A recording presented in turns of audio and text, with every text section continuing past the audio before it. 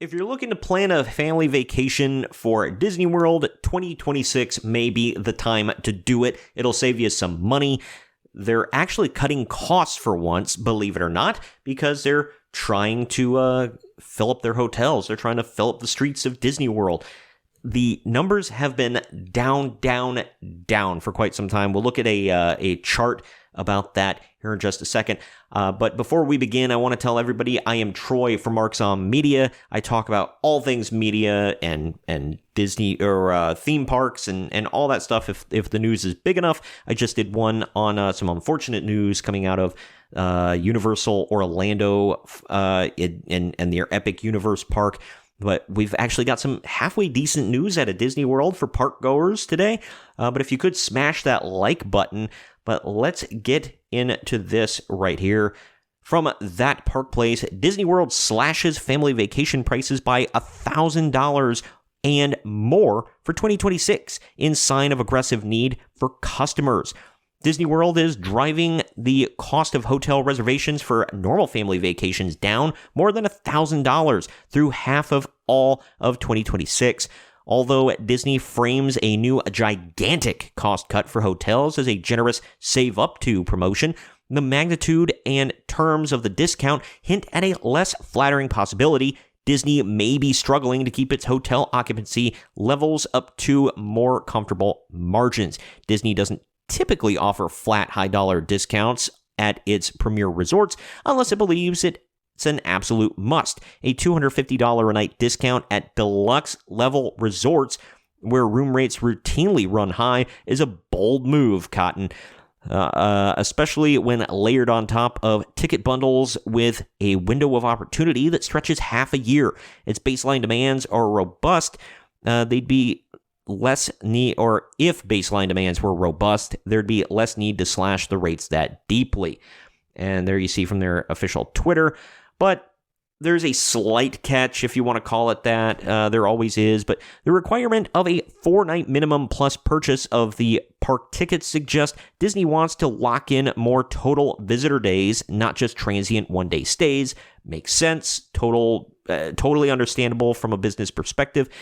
It's not just filling rooms. They want to ensure guests come and stay with intention. That's what one might expect in a market with soft demand.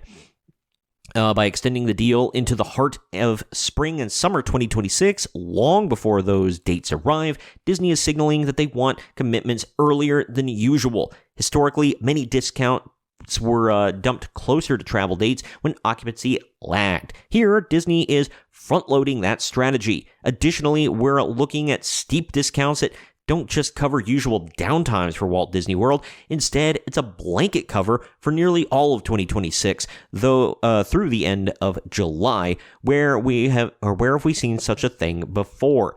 It probably shouldn't be a surprise. Disney World is currently showing wait times so low they rival when Disney reopened during the pandemic with almost nobody in the parks. There you can see there, look at this. Obviously 2020, like they shut down for a while there.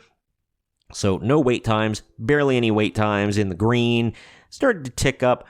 Here you see at the end of, or rather in 2022, excuse me, you see some red, some dark orange there. Before the pandemic right here, it started to drop towards, right when things got locked down, but still pretty high. But pretty darn high right here.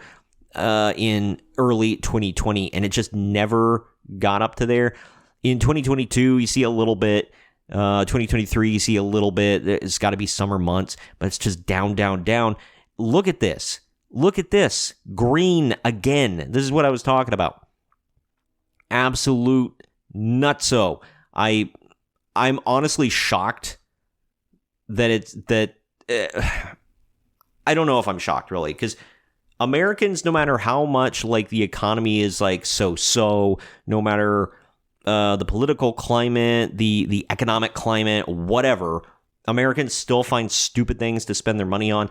And I love Walt Disney. I went there on my honeymoon with my wife. I went to Disney World. I went to Universal Studios. So I love it. I haven't been in 9 years, but I still love it. I want to go back. But how can you justify this cost? Especially if you have a family with kids, how can you afford it, man?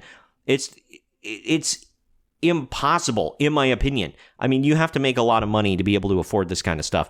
Disney is not operating in a vacuum. Competing resorts, shifting in travel budgets, inflation, and consumer fatigue from rising costs of everything, tickets, food, merchandise, may be dampening discretionary trips. If fewer people are deciding to take big vacations or are deferring them, Disney would naturally feel pressure to trigger demand with deeper incentives, and perhaps Epic Universe is having the kind of impact we expected prior to its opening. It definitely is. More people are going there, less people are going to Disney, because some like the prices are a little better, but at the same for Universal, but at the same time, they're just offering better stuff. People also don't think that their company hates you. People also don't think that their company is trying to corrupt your kids and all of that. Like, Disney has made parents think they hate you. They hate the fact that you have final say in what your kids see and do. They want to tell you what kind of politics you should have. They want to tell you what you should be watching, what your kids should be doing and learning. But Disney isn't simply slashing rates across the board. They are limiting room types, restricting stacking, and setting allocation limits. Those most likely let me try that again. Those move like safety rails. They're not in the game to give away too much. They're testing how much discounting is needed to buoy occupancy. That's what a firm does when it's unaware whether demand will respond. Yeah, time will tell. Time will tell if people will go back to Disney World. It is kind of a deep discount for them, but it's still expensive. I don't know if they've got back the goodwill of the people enough yet, if parents trust them enough yet. And like I said, with Epic Universe opening up and Universal's like, hey, over here, by the way, we don't hate you, and your suggestions that you gave us of stuff you want to see, like, it's all here, man. Like, more stuff. And now they've got stuff that kids specifically will love. Like, you got the Super Mario World, or Super Nintendo World rather, which, that's for adults too, and millennials will love it, but it's a lot of kid rides. Like, if you look at like what they offer, it's for kids. And then you've got the more Harry Potter stuff. Kids today still love Harry Potter for the most part. Then you've got the How to Train Your Dragon stuff. Kids love How to Train Your Dragon. It's still monumentally popular. Everything they have put their focus on has been big, popular stuff. What's Disney doing? They're doing renovations that nobody asked for, nobody wants, and then they're opening up these new rides that don't hardly work half the time, or they're just not worth the time, the effort, and the money.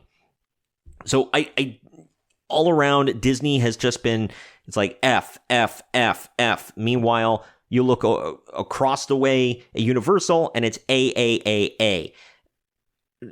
Hopefully, this will help Disney out a little bit, but I still don't think they fully learned their lesson, and I don't think they know what the hell they're doing. Josh D'Amaro, who runs Disney Parks, I think is awful at his job. Absolutely effing terrible. Not that Bob Iger's much better, but they're talking about maybe him taking over for Iger when he retires at the end of the year. Wait, like, what? Why would you get the guy who has been crashing your parks business to take over everything?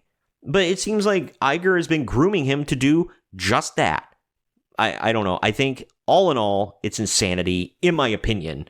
And I don't know what to say. But Disney really needs to learn their lesson. Maybe this will help. Maybe it won't. Who knows? I guess only, like I said earlier, only time will tell. But make sure to smash that like button and share this around to everybody you know. I've been Troy for the Marks on Media.